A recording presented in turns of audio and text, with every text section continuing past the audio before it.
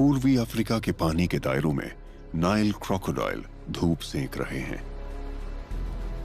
शांति से मौके का इंतजार करते हुए। ये दुनिया के कुछ सबसे बड़े और आक्रामक रेप्टाइल हैं। इनमें से कुछ 5 मीटर से ज्यादा लंबे और करीब 750 किलो वजनी होते हैं। लेकिन ये पानी में रहने वाले तेज तर्रार और फुर्तीले शिकारी हैं, अपने आसपास के इलाके से पूरी तरह वाकिफ, आते जाते शिकारियों पर नजर रखने वाले और मौके का इंतजार करने वाले। मगरमच्छों का सर्कुलेटरी सिस्टम अनूठा होता है। इनके खून को फेफड़ों तक जाने की जरूरत नहीं पड़ती, जिससे ऑक्सीजन का स्तर स्थिर बना रहता है। इस तरह ये पानी के अंदर 2 घंटे तक अपनी सांस रोक कर रखते हैं, घात लगाने की तैयारी करते हैं। ये अचानक और धमाकेदार हमले करते हैं।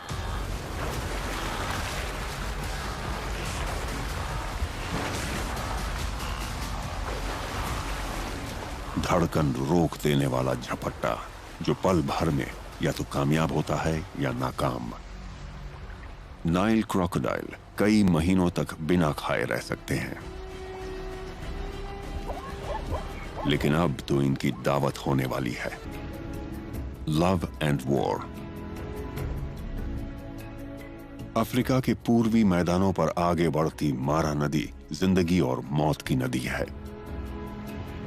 ये यहाँ के बाशिंदों के लिए ताजा पानी लाती है, जैसे कोई विशाल धमनी हो, लेकिन इसमें बहता है बहुत सारे जानवरों का लहू। मारा नदी सेरेंगेटी और मसाई मारा के हरे भरे चरागाहों को बांटती है।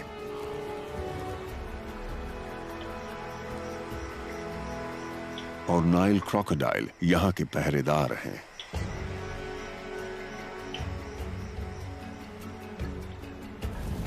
आखिरकार बारिश का पीछा कर रहे सारे जानवरों को इस नदी को पार करना होता है। ज़ेब्रा, हिरण, विल्डबीस्ट सभी नदी की तरफ भागते हैं। 10 लाख से भी ज्यादा खुर सूखे और धूल भरे घास के मैदानों पर आगे बढ़ते नजर आते हैं। ये दुनिया का सबसे बड़ा जमीनी सफर है, लेकिन नदी पर इसकी एक कीमत चुकानी पड़ती है। थके हुए मुसाफिरों की भीड़ किनारों पर जमा होती है। इनमें से हजारों जानवर दूसरे किनारे तक नहीं पहुंच सकेंगे, लेकिन अगर ये पीछे छूट गए तो भूख से मर जाएंगे।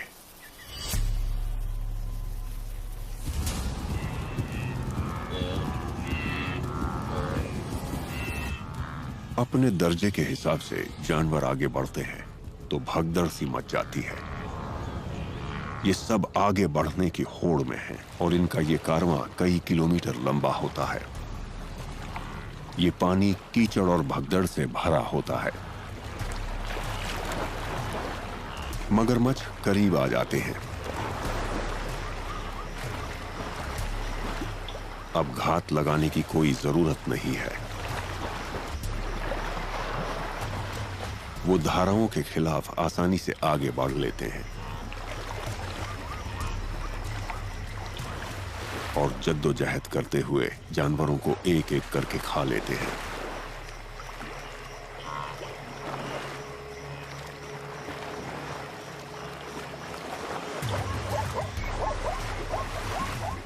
इनके जबड़े दुनिया के सबसे ताकतवर जबड़ों में से एक है।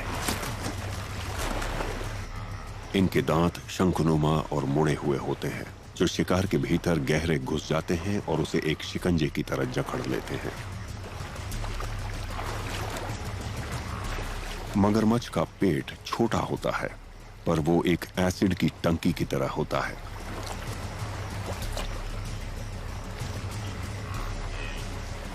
और इसमें जीव जगत के सबसे ताकतवर पाचक रस होते हैं, जो हड्डियों, खुर, यहां तक कि सींग को भी पचा ले जाते हैं।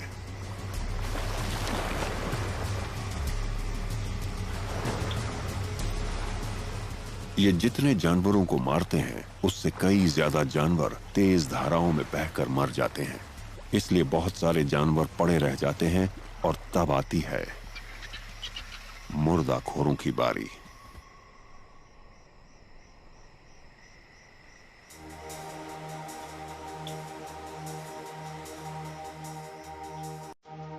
जो जानवर मिलन के लिए तैयार होते हैं उन्हें अपने साथी को अपनी ओर आकर्षित करना पड़ता है,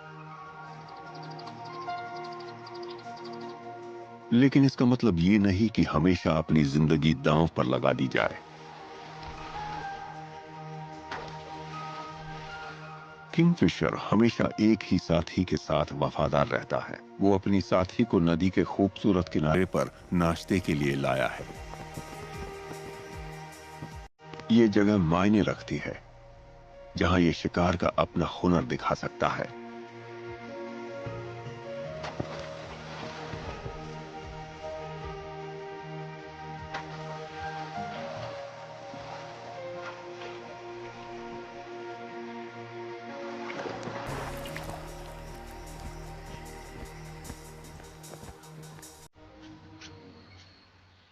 वो नीचे मछलियों की टोली पर नजर रखता है। किंगफिशर की नजरें काफी तेज होती हैं, पर इनकी आंखें ज्यादा घूम नहीं पाती, इसलिए इसे मछली पर नजर रखने के लिए पूरा सिर घुमाना पड़ता है। जैसे ही मछली सतह के करीब आती है, ये फुर्ती से हमला कर देता है। मछली पकड़ने के लिए इसे तेजी दिखानी पड़ती है। किंगफिशर अपनी लंबी और संकरी चोंच के लिए जाना जाता है। तेज रफ्तार वाली बुलेट ट्रेनें भी इसी शेप की बनाई जाती हैं ताकि हवा के प्रतिरोध से आने वाले सोनिक बूम से बचा जा सके। और यही वजह है कि किंगफिशर बिना आवाज किए गोता लगा सकता है, जिससे हाइड्रोडायनामिक छींटे उड़ते हैं। ये अपने पंखों को अपने बदन की ओर मोड़ लेता है। अपनी तीसरी पलक को बंद करके पानी में तेजी से गोता लगाता है।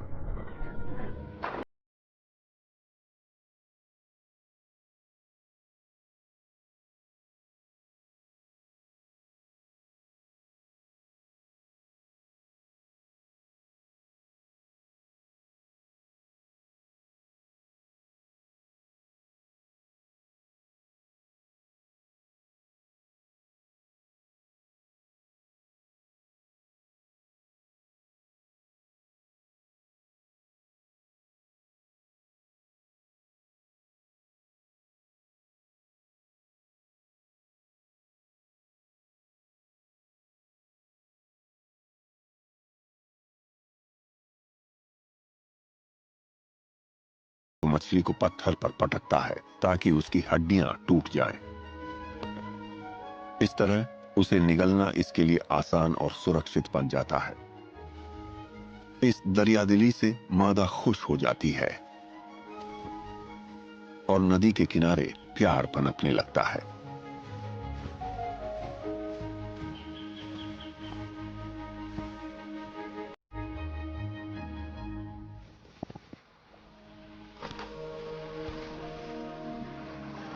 पाइन किंगफिशर तो और भी खूबसूरती से शिकार करता है। इसे नजर रखने के लिए कोई ऊंची मचान या डाल नहीं चाहिए। ये पानी के ऊपर हवा में मंडराता है। शिकार देखते ही अचानक से सीधा गोता लगा देता है।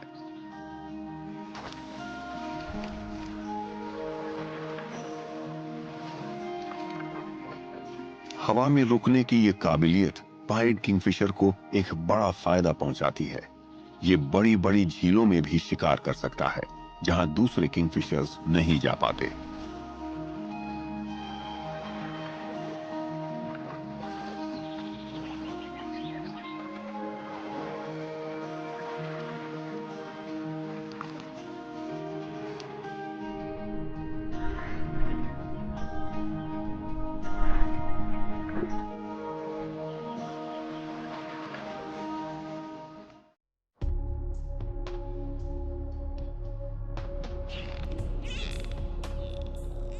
कई लोग डॉल्फिन को प्यार और साथ का प्रतीक मानते हैं।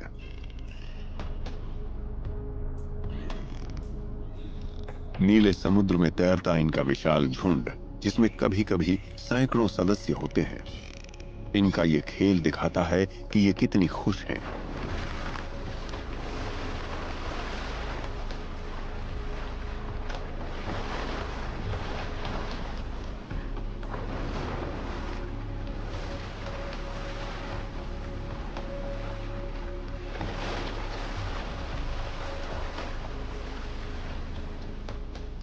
लेकिन असल में एक तो इनका इतना होशियार होना और दूसरी टोली का साथ देना इन्हें इतना सूझबूझ भरा और कुशल शिकारी बनाता है।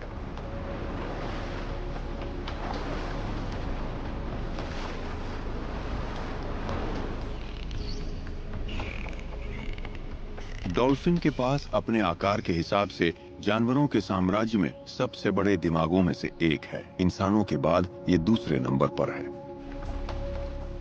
हमारी तरह डॉल्फिन के दिमाग में भी खास न्यूरॉन होते हैं, जिन्हें स्पिंडल सेल्स कहा जाता है। वो बहुत दिमागी गतिविधियों के लिए दिमाग के अलग अलग हिस्सों के बीच पुल का काम करते हैं। लेकिन इंसानी दिमाग की तुलना में इनके दिमाग में 40% तहें ज्यादा होती हैं और इस वजह से ये एक दूसरे से कहीं ज्यादा जुड़ी रहती हैं और रचनात्मक तरीके से सोच पाती हैं। ये अपने प्रति जागरूक रहती हैं, भविष्य के बारे में सोचती हैं और नई चीजें सीख पाती हैं और बदलाव के मुताबिक खुद को ढाल लेती हैं।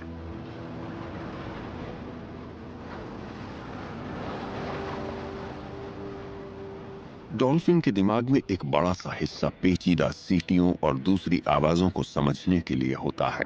इसका इस्तेमाल ये आपसी संवाद और शिकार के दौरान करती हैं।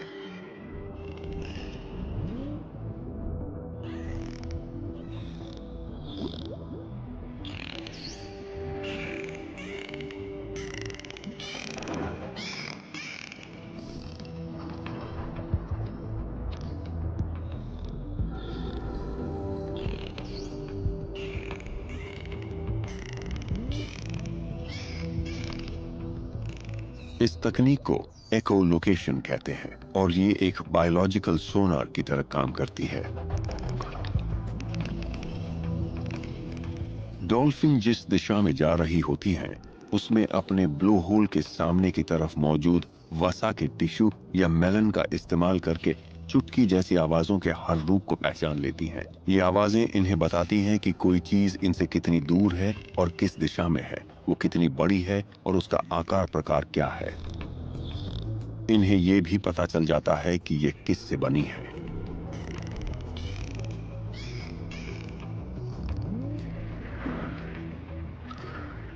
डॉल्फिन्स में 600 क्लिक पर सेकंड भेजने की और एनालाइज करने की काबिलियत है, जिसे कुछ ही मिलीसेकंड्स में दोहराया जाता है।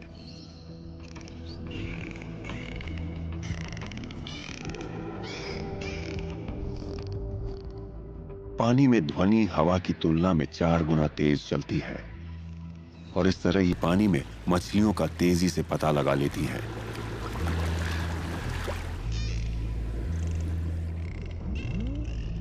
पर ये मछलियों को जिस तरह पकड़ती हैं, ये इससे भी ज्यादा अनूठा है।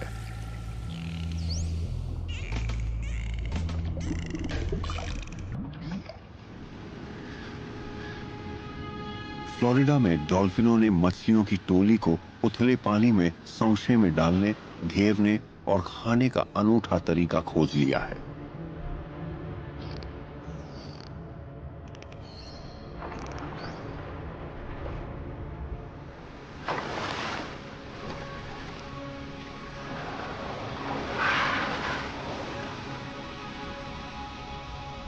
एक डॉल्फिन बिल्कुल रिंग लीडर का काम करती है। वो मछली का चक्कर काटती है और तलछट से भरे समुद्र तल पर अपनी दुम पटकती है, जिससे कीचड़ का एक धुंधला सा छल्ला बन जाता है। ये एक कसते हुए जाल का काम करता है।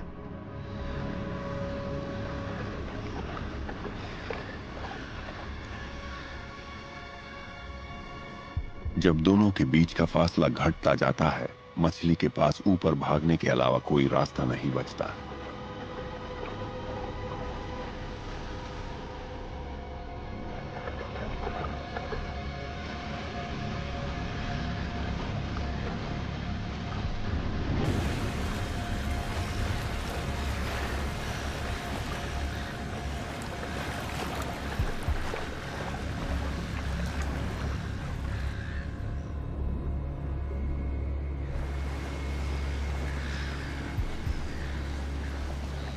पानी से बाहर मछलियां डॉल्फिनों के सामने बेबस हो जाती हैं और वो उन्हें मजे से पकड़कर खा लेती हैं।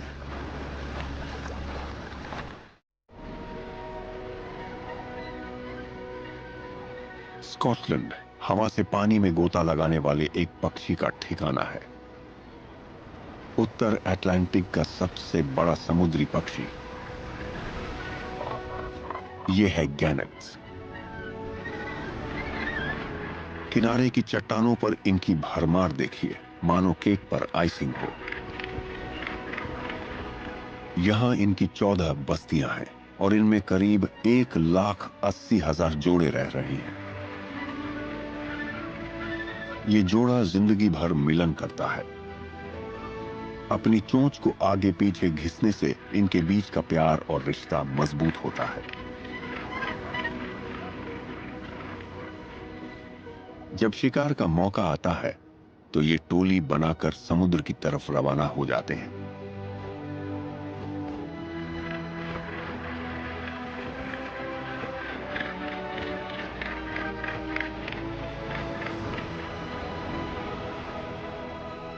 आसपास के समुद्र में मैकरेल और हेरिंग जैसी ठंडे पानी की मछलियों की भरमार है, लेकिन गैनेट पक्षी मछलियां पकड़ने के लिए सैकड़ों किलोमीटर का दायरा तय करते हैं। ये हवाओं के भरोसे उड़ते हैं। इनके विशाल पंख इन्हें हवाओं में तैराते रहते हैं और इनकी निगाहें नीचे शिकार पर रहती हैं।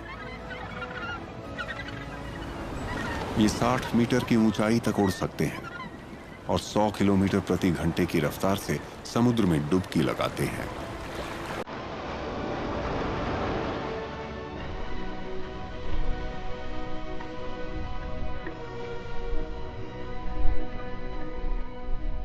पानी में उतरने से ठीक पहले ये अपने पंखों को सिकोड़ लेते हैं और अपनी आकृति एक तीर जैसी बना लेते हैं।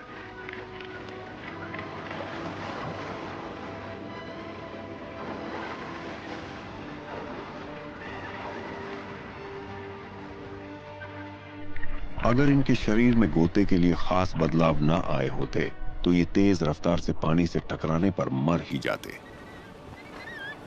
इनके चेहरे पर और सीने में खास एयरबैग होते हैं जो इन्हें बचाते हैं। बेहद मजबूत खोपड़ी और खास तौर पर ढली गर्दन की मांसपेशियां इनकी गर्दन टूटने से बचाती हैं।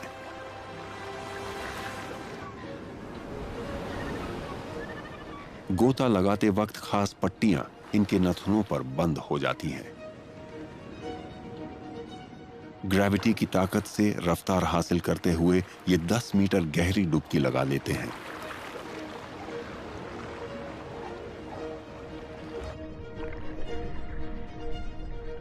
सतह के नीचे बड़ा उथल पुथल से भरा नजारा होता है, क्योंकि एक साथ कई शिकारी गोताखोर पानी में घुसते हैं।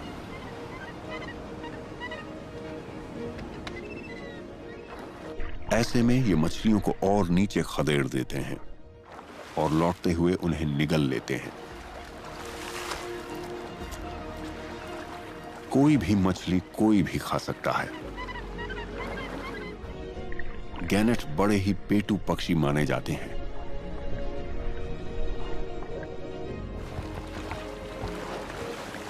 जब हवाई हमला खत्म हो जाता है तो अपने पेट में मछलियां भरकर ये अपनी बस्ती में लौट आते हैं।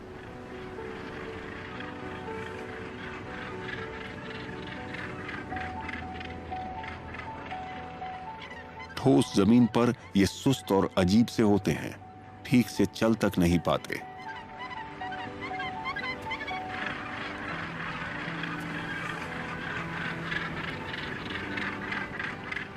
यहां ये जमकर सुस्ताते हैं।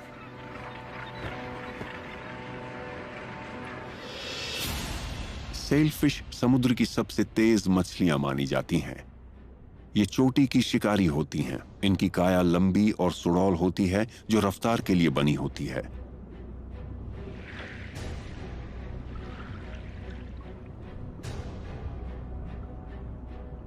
इनका ये नाम इनके अनूठे डोर्सल फिन की वजह से आया है, जिसे ये टोली में शिकार करते वक्त पाल या सेल की तरह ऊपर उठा लेती हैं।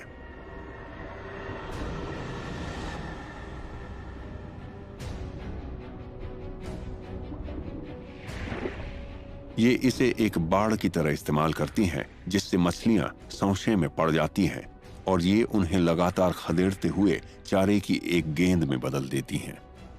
गर्मी पैदा करने वाले खास टिश्यू इनके दिमाग और आंखों को बाकी शरीर की तुलना में गर्म रखते हैं, ताकि ये अचानक दिशा में होने वाले बदलावों को समझ पाएं।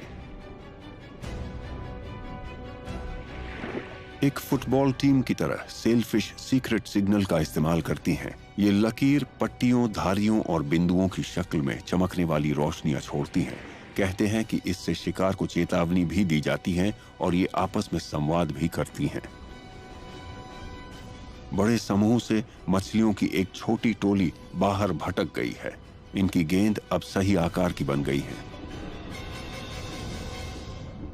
और अब इस पर हमला किया जा सकता है। जब मछलियों को घेर लिया जाता है तो ये अपने सबसे ताकतवर हथियार को आजमाती हैं, इनकी तलवार जैसी चोंच। ये संकरी चोंच मछलियों को भेद डालती है। वो भागने की कोशिश भी नहीं कर पाती। सेलफिश बारी बारी से शिकार की गेंद पर हमला करती चली जाती हैं।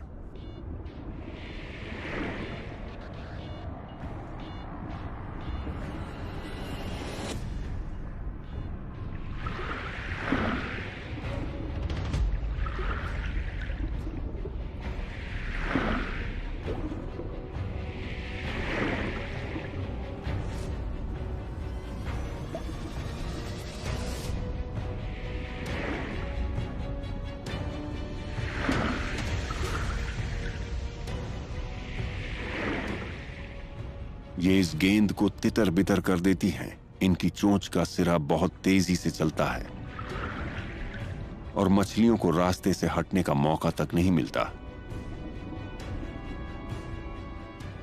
वो बुरी तरह घायल हो जाती हैं और लौटते वक्त सेलफिश घायल मछलियों को फौरन खा लेती है।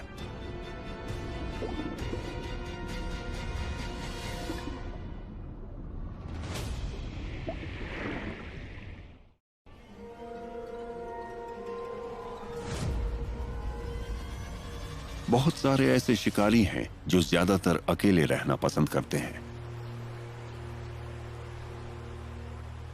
प्रेइंग मैंटिस एक क्षेत्रीय जीव है और अकेले रहता है। यह अकेला ऐसा कीड़ा है जो अपने कंधों से ऊपर देख पाता है। इसका सिर तिकोना होता है और आंखें विशाल। इसका देखना बड़ा खतरनाक लगता है, खास तौर पर इसलिए भी क्योंकि प्रेइंग मैंटिस एक बहुत ही खूंखार शिकारी होता है। एक मांसाहारी कीड़ा जो अपने से बड़े जीवों का शिकार कर सकता है।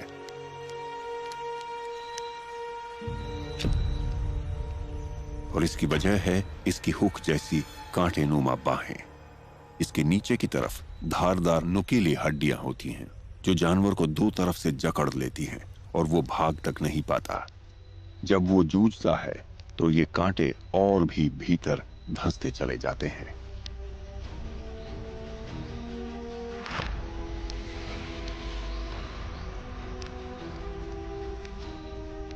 ये तकनीक रेंगने वाले जीवों, पानी और जमीन दोनों पर रहने वाले जीवों और यहां तक कि पक्षियों पर भी काम करती है और ये अपने खूंखार होने के लिए बदनाम है।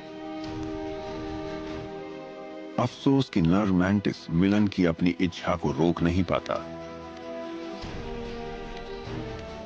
पर दिक्कत यह है कि मादा नरभक्षी होती है। अगर ये बदकिस्मत हुआ या मादा भूखी रही तो ये अपना सिर घुमाती है और मिलन के दौरान ही नर का सिर खा जाती है। ये घटना इतनी आम है कि इससे बचने के लिए नर के भीतर एक सेक्स स्विच होता है। नर के सिर के बीचों बीच मौजूद एक नस नर को तब तक मिलन से रोकती है जब तक कि वो सही पोजीशन में नहीं आ जाता। अगर सिर कटने की स्थिति में ये नस ही हट जाती है तो फिर बार बार मिलन किया जा सकता है।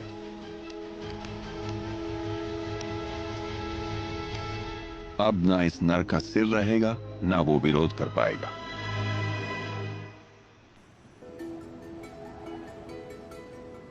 एंटार्कटिक के जंगलों में समुद्र का दबदबा है।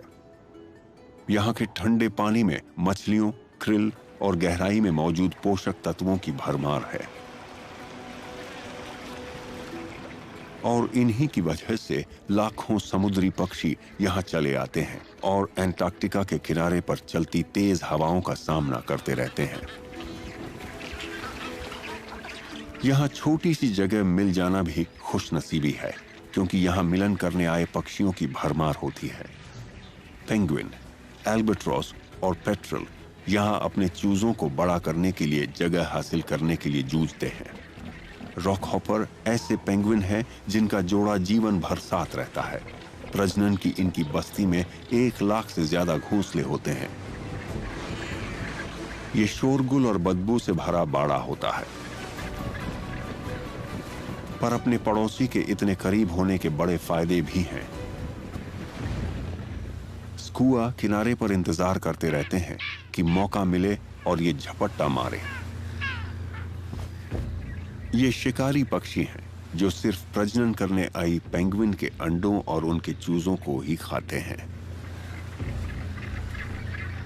आज इस बस्ती में सन्नाटा पसरा है। अंडे दे दिए गए हैं और नर समुद्र में चले गए हैं ताकि अंडे सेने से पहले वो खाकर मोटे ताजे हो जाएं। एक स्कुआ इस बस्ती में काफी नीचे उड़ रहा है। ये अंडे की तलाश कर रहा है।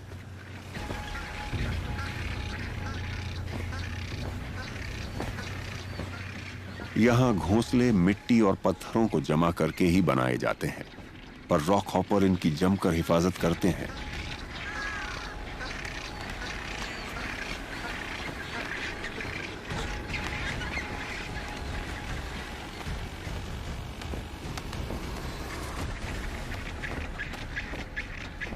जितने ज्यादा दिन बीतते जाते हैं, मादाएं उतनी ज्यादा भूखी और कमजोर होती चली जाती हैं। इस अंडे से चूजा निकलने ही वाला था। इसके अंदर पेंगुइन का एक विकसित हो चुका चूजा था। इस टापू पर कोई एक मुर्दाखोर नहीं है।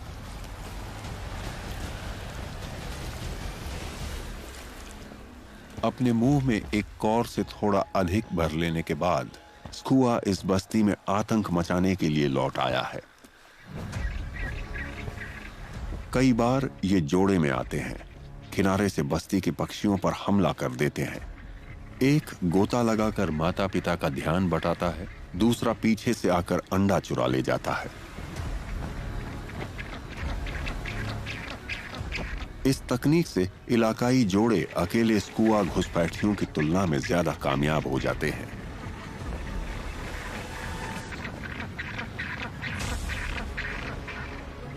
हालांकि स्कुआ आमतौर पर अंडे ही चुराते हैं, पर अक्सर ये मुर्दाखोर से हमलावर भी बन जाते हैं।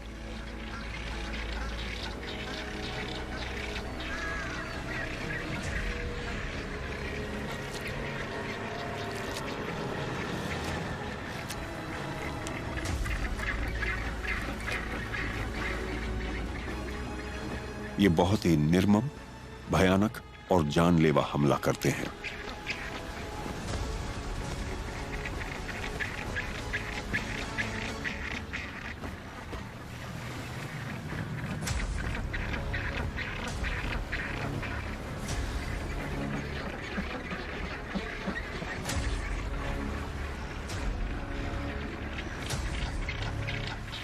ये एक वयस्क पक्षी का मुकाबला तो नहीं कर सकते, पर जब चूजे देर से बाहर आते हैं तो वो सामान्य से छोटे होते हैं और काफी असुरक्षित होते हैं।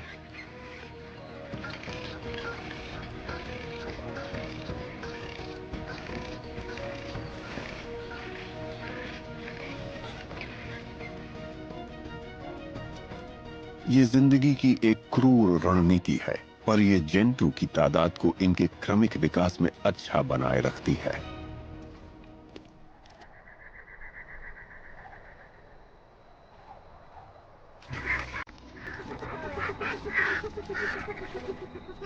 अपने जीन का दबदबा कायम करने की क्रमिक विकास की लड़ाई में कभी कभी बेईमानी से बड़े अच्छे नतीजे मिलते हैं।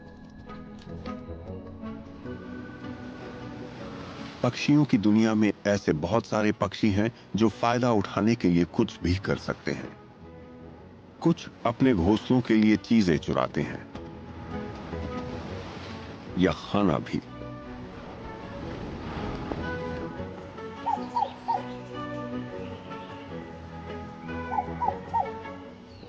पर एक ऐसा चोर है जो माता पिता का प्यार चुराता है।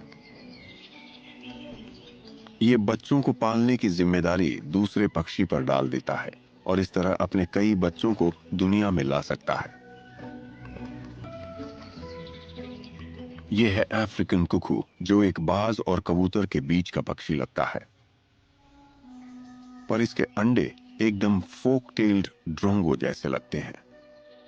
एक मौसम में एक कुकू अपने अलग अलग घोंसलों में करीब 24 अंडे दे सकती हैं। ये सभी अपने आकार और निशानों में एक जैसे होते हैं। ड्रोंगो को समझ ही नहीं आता कि ये उसके अंडे हैं या किसी और के, और वो इन तीनों की देखभाल करने लगता है।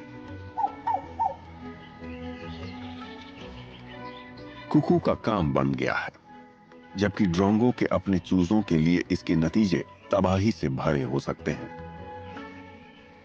कुकू के अंडे से चूजा दूसरे अंडों की तुलना में जल्दी बाहर आ जाता है।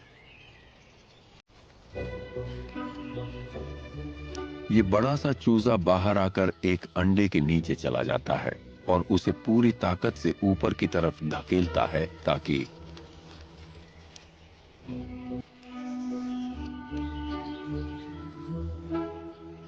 आने वाले दूसरे चूजों को रास्ते से हटा सके।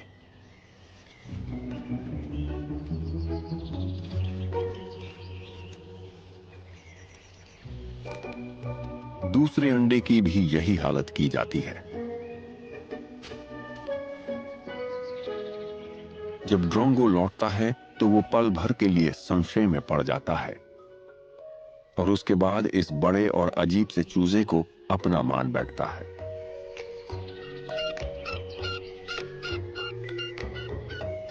कुकू के चूजे का ख्याल रखना काफी थका देने वाला काम है। ये कुछ ज्यादा ही बड़ा और पेटू बन जाता है।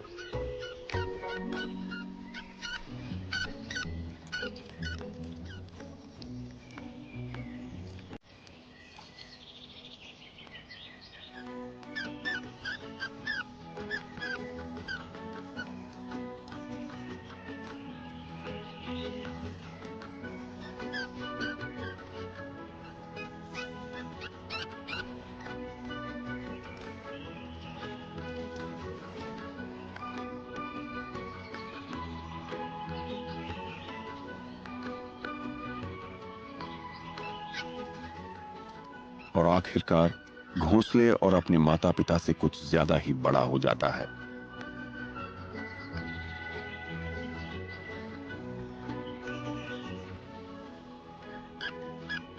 लेकिन इसके अजीब से रूप के बावजूद ड्रोंगो लगातार इसकी देखभाल करता रहता है जब तक कि इसके पंख नहीं निकल आते और ये कहीं और जाकर उत्पात मचाने को तैयार नहीं हो जाता।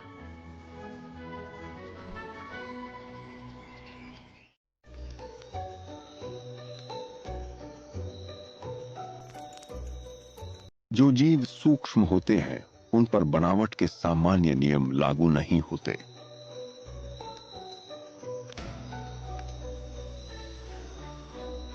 जंपिंग स्पाइडर कमाल की उछलदार होती हैं। इनके अंदर एक अंदरूनी हाइड्रोलिक सिस्टम होता है जो तरल के दबाव को बदलता रहता है और इस वजह से मकड़ी अपनी लंबाई से कहीं ज्यादा ऊंची छलांग लगा सकती है। पर यह मिलन को खतरनाक खेल बना देता है क्योंकि पल भर में यहां बड़ी गड़बड़ हो सकती है।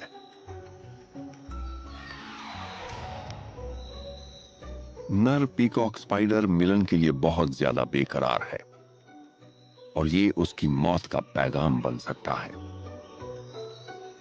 उसे इससे मिलन करना है। हल्के रंगों वाली झबरीली मादा जो कुछ ही मिलीमीटर लंबी है। इस तरह की दूसरी सभी मादाओं की तरह ये मिलन के लिए साथी का चुनाव काफी सोच समझ कर करती है। अगर नर ने जरा सी भी गड़बड़ की तो ये उसे खा लेती है। इसलिए नर को मिलन के समय इसके हर पैंतरे से काफी सावधान रहना पड़ता है।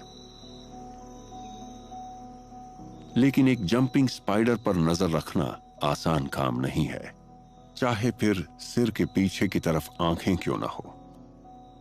नर संभल कर सुरक्षित दूरी पर पीछे हट गया है। यहां से वो इशारे से हेलो कह सकता है और ये दिखा सकता है कि वो शिकार नहीं है। मादा ने उसे देख लिया है। अब तक सब ठीक चल रहा है। इसने खुद को उसकी तरफ घुमा लिया है और उसे आंक रही है। अब नर को पूरा जोर लगाकर नाचना होगा। ये दो रंगीन पल्लों को ऊपर उठा लेता है और मादा के आसपास एक अर्धगोले में अगल बगल थिरकने लगता है, बिल्कुल एक मोर की तरह। ये सिर्फ एक शानदार नजारा नहीं है, ये अपनी ही ताल पर नाच रहा है।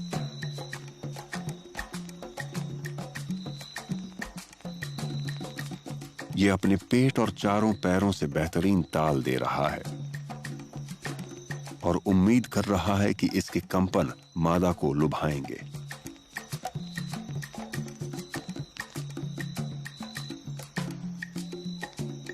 वो अभी कुछ जता नहीं रही है, मानो दिखा रही है मुझे लुभाना आसान नहीं है। वो अजीब तरीके से पीछे हट गई है। अब नर उसे छूने के लिए काफी करीब आ जाता है। मादा अभी भी कोई आक्रामक हरकत नहीं करती और ये उसे पलटाने की हिम्मत कर लेता है और उसके पेट के नीचे के हिस्से में अपने शुक्राणु छोड़ने लगता है। इसका काम पूरा हो गया है।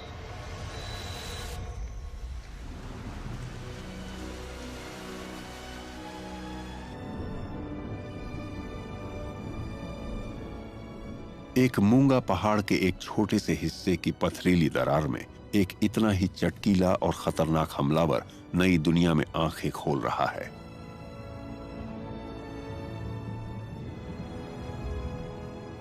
यह है एक कटल फिश, एक सबसे अजीब, सबसे होशियार और असरदार समुद्री शिकारी। ये ऑक्टोपस और स्क्विड की करीबी रिश्तेदार हैं और नए तरीके खोजने में उतनी ही माहिर। चटकीली कटल फिश अपने स्पर्शकों को पैरों की तरह इस्तेमाल करके समुद्र तल पर चल रही है और शिकार की तलाश में है।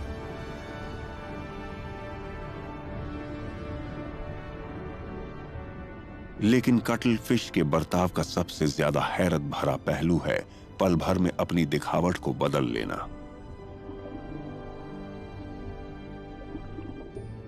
इसके पीछे काम करते हैं क्रोमैटोफोर्स, रंगों की लाखों नन्ही थैलियां जिन्हें जोरदार तरीके से दबाया या जरूरत पड़ने पर फैलाया जा सकता है।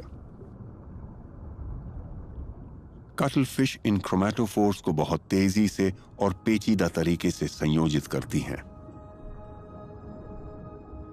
पानी के अंदर इसके कई इस्तेमाल हैं, जैसे कि आपसी संवाद, किसी दुश्मन को धमकाना या फिर मिलन के लिए साथी को आकर्षित करना। जब ब्रॉड क्लब कटलफिश मिलन करती हैं तो वो धब्बों, धारियों और चमकदार रंगों का शानदार नजारा दिखाती हैं। लेकिन ये एक बहुत ही भयानक काम के लिए भी रंग बदल सकती हैं, घात लगाकर हमले के लिए। कटल फिश तरह तरह के टेक्सचर और रंग दिखला सकती है और आसपास के इलाके में पूरी तरह गुम हो जाती है, पहचान तक नहीं आती। अब ये अपने अगले शिकार पर घात लगाती है, उसके करीब जाती है। रंगों का चमकदार पैटर्न शिकार को ललचाता है, संशय में डालता है।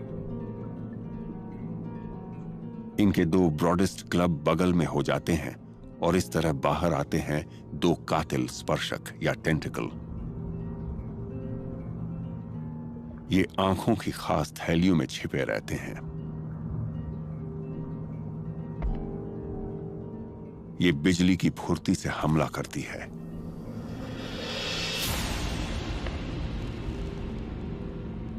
दो स्पर्शक तेज रफ्तार में बाहर निकलते हैं और खींचने वाले कप्स का इस्तेमाल करके शिकार को जकड़ते हैं और उसे इसकी चाकू जैसी धारदार चोंच में ले आते हैं।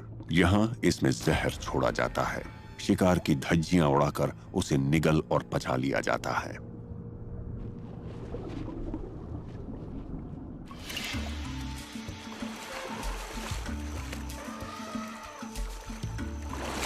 अफ्रीका की चिलचिलाती धूप में बस एक जगह ही राहत मिल सकती है। हाथी इसे पहचानते हैं।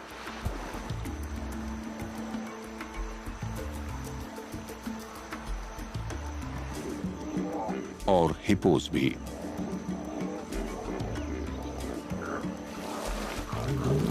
ऐसे ताकतवर और डरावने जानवरों का भी एक संवेदनशील पहलू होता है, इनकी चमड़ी। पोखर इनकी चमड़ी को सूरज की तपिश में झुलसने और जरूरत से ज्यादा गर्म होने से बचाता है।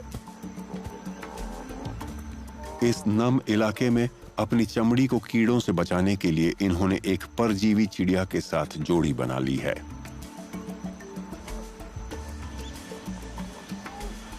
ऑक्सपेकर पक्षी इनकी पीठ, सिर और चेहरे पर बैठ जाते हैं और कीड़े निकालकर खाते हैं। लेकिन ये इनके घावों को भी खुला रखते हैं ताकि ये हिपोस का खून पी सके।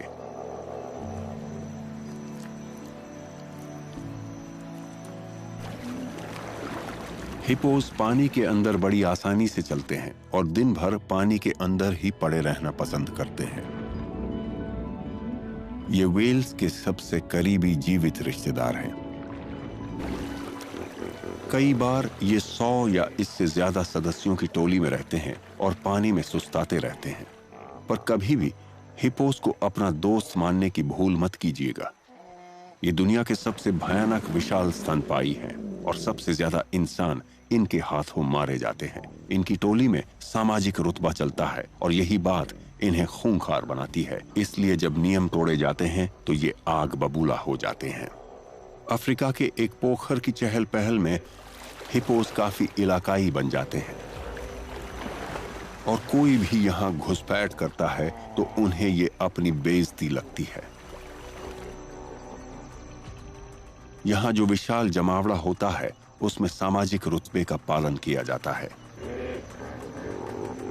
मादाएं बीचों बीच रहती हैं। ये पालना घर की तरह है जहां नन्हे बच्चों की डटकर हिफाजत की जाती है। बाहरी हिस्से में नर होते हैं। सबका अपना अपना हिस्सा होता है, लेकिन बीच बीच में ये घुसपैठ करते रहते हैं और इसका जवाब बहुत आक्रामकता के साथ दिया जाता है। अगर हिप्पो कभी जम्हाई लेता है तो ये उसके आलस की निशानी नहीं है, ये उसके एक खतरनाक हथियार का प्रदर्शन है। इस बर्ताव को गेपिंग के नाम से जाना जाता है। ये अपने दो विशाल दांत दिखाता है जो भयानक नुकसान कर सकते हैं। ये एक लड़ाई के लिए चुनौती दे रहा है।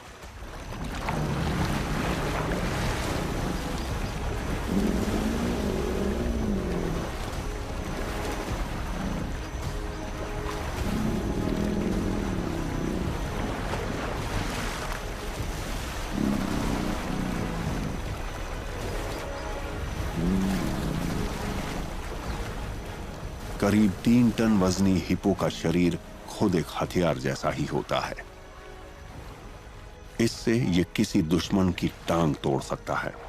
हिप्पोस अक्सर अपने दांतों से खतरनाक जख्म बना देते हैं, पर ये जल्दी ही ठीक हो जाते हैं। अगर पैर टूट जाए तो ये एक धीमी और दर्दनाक मौत की तरह होता है। चुनौती देने वाला हिप्पो पीछे हट गया है।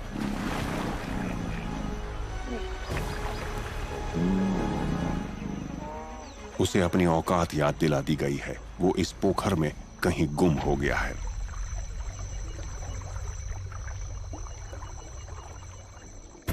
ये भले ही दुनिया के सबसे खतरनाक जानवर हैं, पर इनकी जिंदगी हमेशा मौत के मुहाने पर रहती है।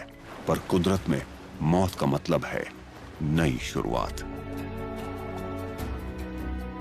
प्रकृति में समय सीमा को संचालित करने वाली शक्तियां जीवन की अनंत रचनात्मकता और विविधता का स्रोत भी हैं। और तीव्र प्रतिस्पर्धा का मतलब है कि कोई भी दो जानवर एक ही तरह से घातक नहीं होते।